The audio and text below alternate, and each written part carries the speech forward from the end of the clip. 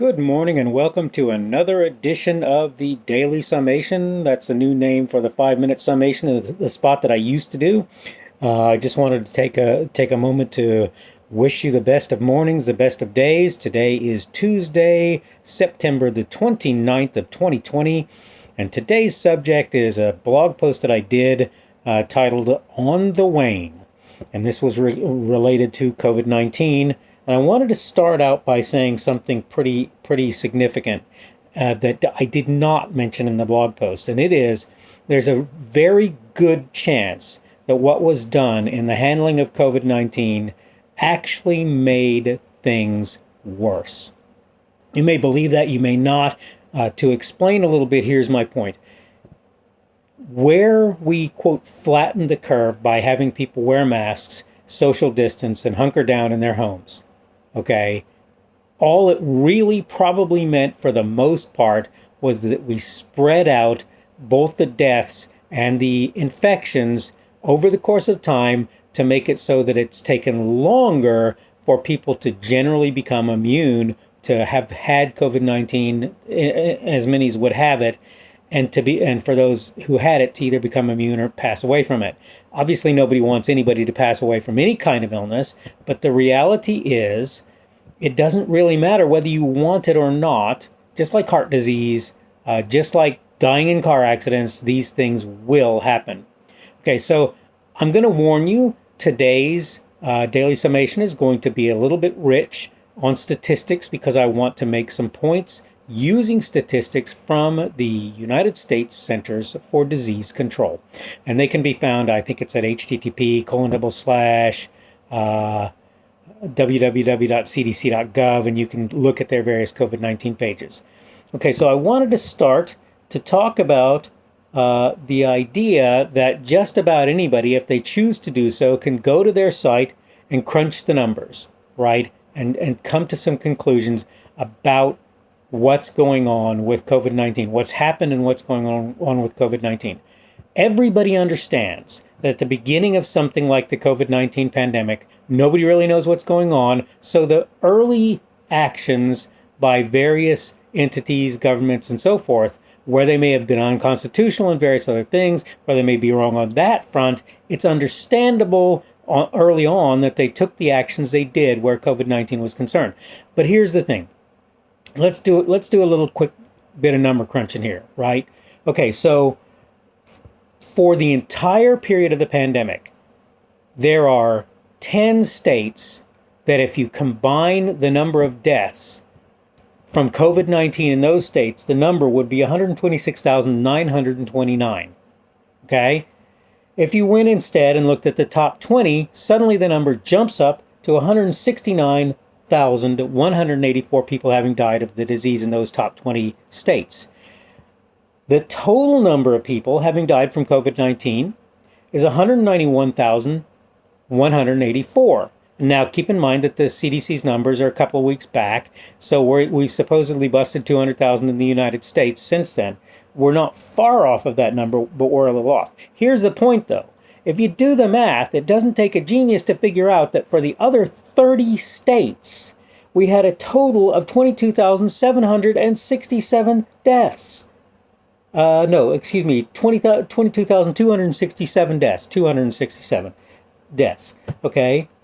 So the state average per month for the other 30 states is 742, okay, per month.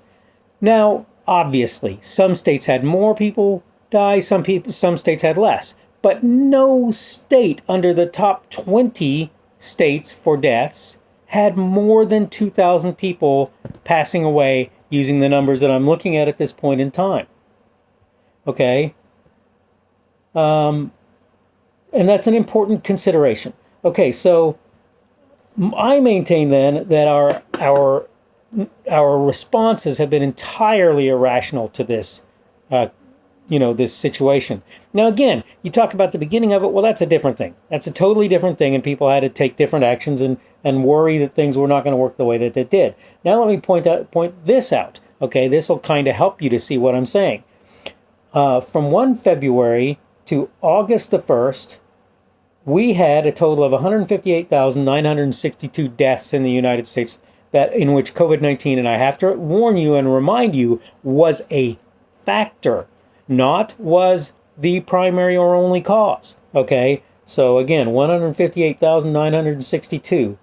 Okay, and that meant that the average for that time frame per month for like I say between February and August was about 26,500. Okay, all right. What about after August 1st? What did the number look like then? Well, it's only 2 months, I grant you, right? August and September is not complete, though we're coming up on it. And also, again, the numbers lag by a couple of weeks. But here's the thing. If you look at the time after that, it was 32,390 that have died since. Now, if you average that, which literally involves dividing by 2 if you're going to do it on a monthly basis, you're going to find that the average number of deaths is 16,195. As a quick reminder, it was 26,500 for the months prior to that. So we literally dropped 10,000 on average deaths during that time frame. Okay. Now, I'm just kind of thinking, okay, so here's the thing to keep in mind.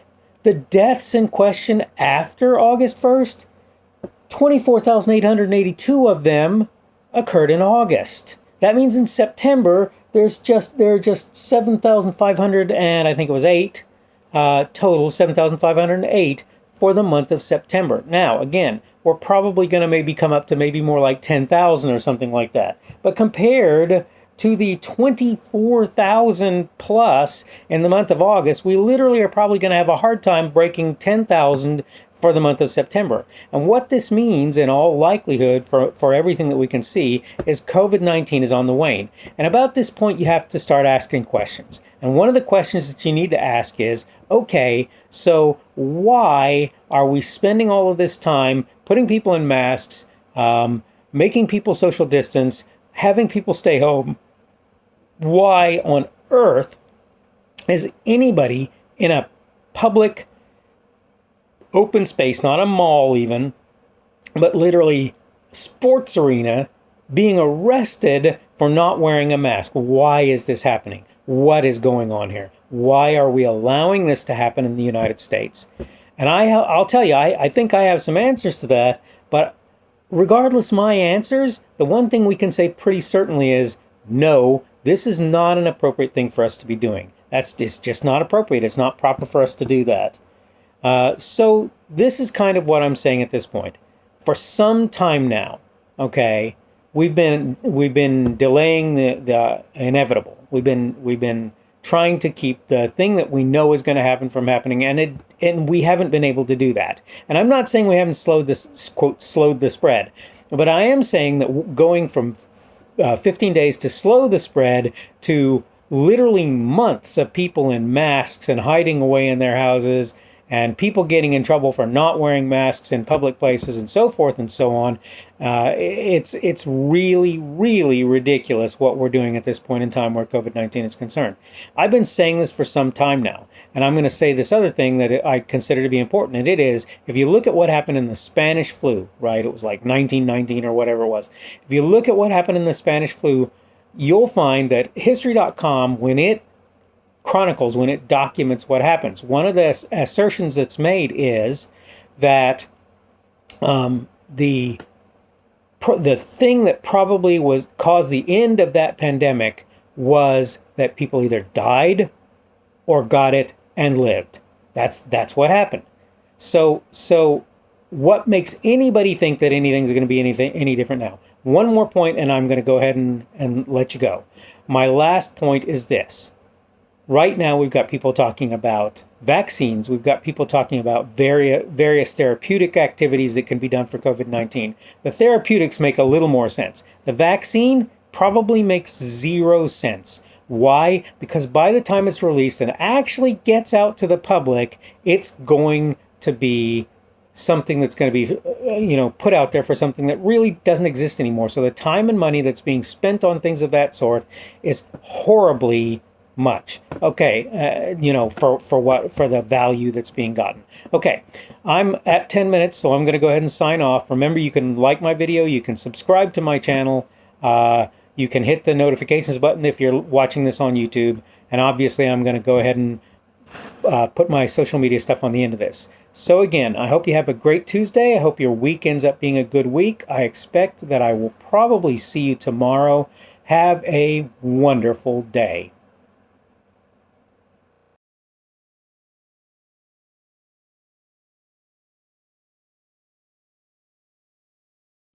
Thanks for watching this video.